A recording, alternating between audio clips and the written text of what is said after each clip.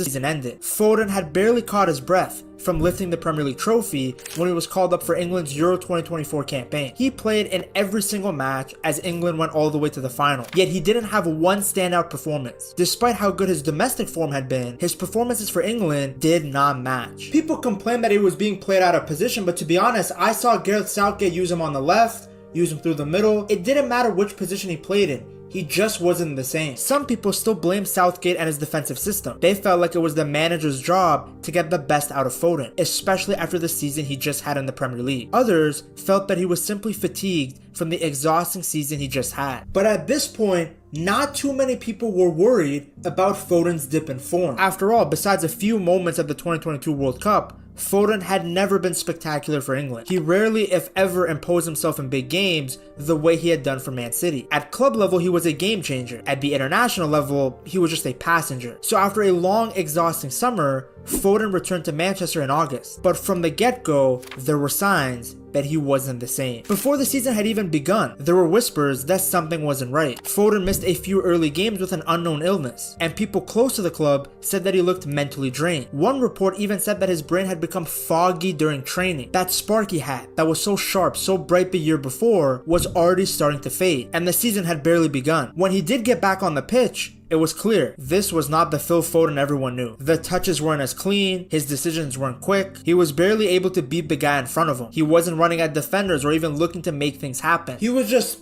there.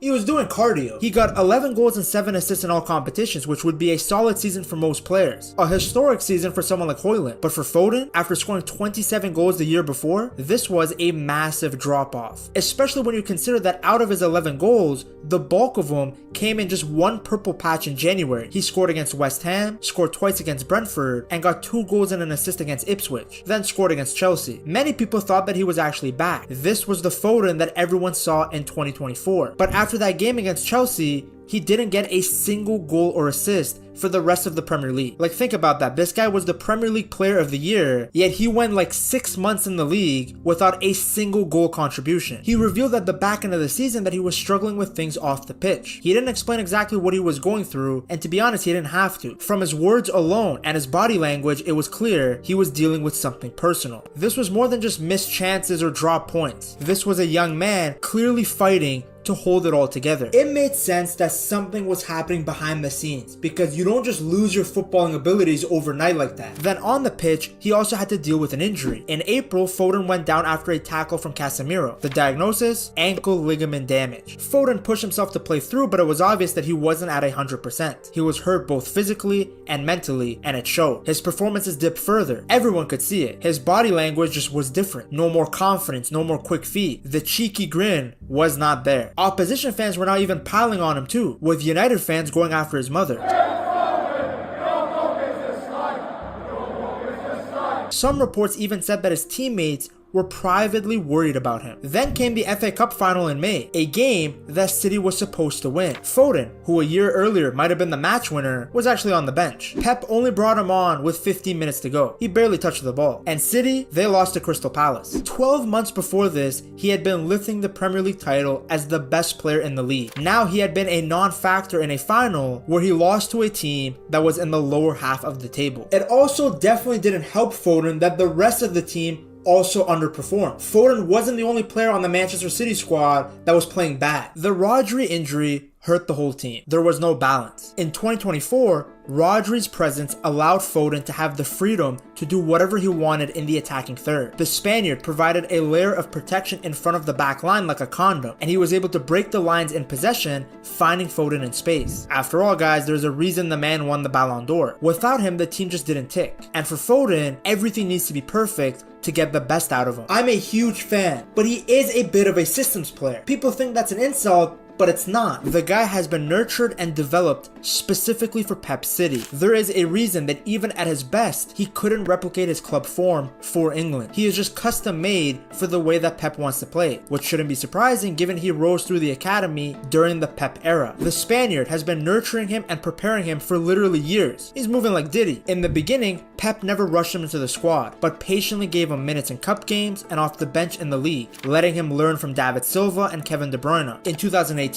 Foden became the youngest ever Premier League medal winner. When David Silva left, Foden had his true breakthrough. Look at how good he played against Dortmund in the Champions League. Then he was named the PFA Young Player of the Year. By 21 years old, Foden had already won 3 Premier League titles with City and established himself as one of the brightest young players in the world. In the 2022 season, he scored 14 league goals, helping City become champions again, and was named the Premier League Young Player of the Season. By the time the 2023 season came around, he was already an established player in the team. Even though he was young, he felt like a veteran. That season, City were stacked. They had Haaland scoring for fun, Kevin De Bruyne dominating, and Rodri scoring big goals. So people didn't even notice that Foden had 15 goals. Look at how unstoppable he was against United. I know it's United, so everybody takes their turn raw dogging them, but still. At City, he's in the perfect environment to succeed. It's just that Pep's entire system got messed up after Rodri got injured because they hadn't made the right investments to prepare for the new era. Then there was the simple fact of time. Foden played 69 matches across club and country in the 2023-2024 season. That kind of workload would drain anyone. Add in the long summer with England, off the pitch issues, and an ankle injury, and it's no wonder he hit a wall. Now with rest and recovery behind him,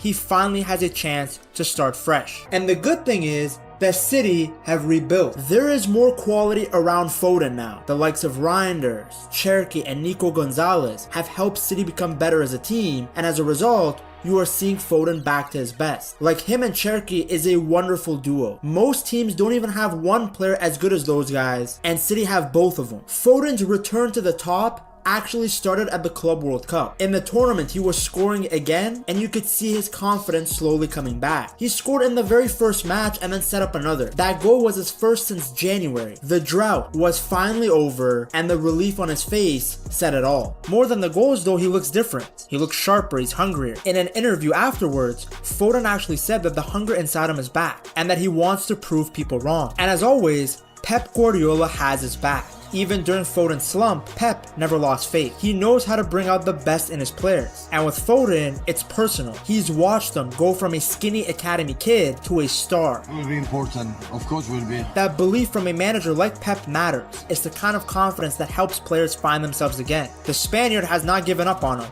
and instead he's building a system that can help Foden shine again. And Foden isn't alone. He's surrounded by world-class players. That level of competition should fuel him, not just because better players around him will elevate his game more, but also the fact that he can't afford to hit another slump. If he doesn't play well, someone like Cherki can easily replace him. But to be honest, he's not at that point to worry about that kind of stuff yet. He's in the right place with the right people. He just has to clear his head and show his abilities once more. And now we get to see the other side of his greatness, the comeback. Because Foden, he's been too accustomed to winning. From the moment he stepped onto the first team, it was title after title. Maybe even subconsciously, he thought it's a given to win every single year. But legends aren't just made from trophies. They're also made from the moments when the world doubts them. True superstars take the criticism and use it as fuel to fight back anyway. His story isn't finished, not even close, and his new teammates are gonna help him out. To see how good this new Man City team is, you have to check out this video right here.